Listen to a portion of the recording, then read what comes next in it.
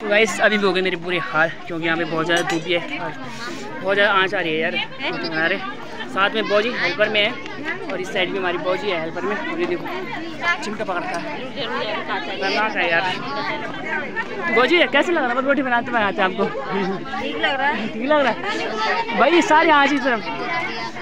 और ये देखो गाइस मस्त रोटी पका रही मैं हेल्पर में। बौजी भी है भाई जो भी दिल्ली से घूम के आए हैं।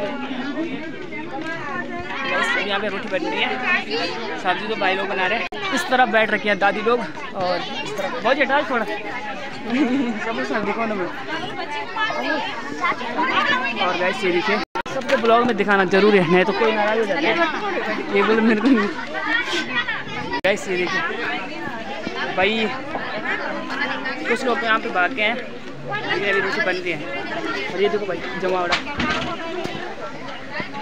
तो ये मिलते हैं गाइस आपको बाद में।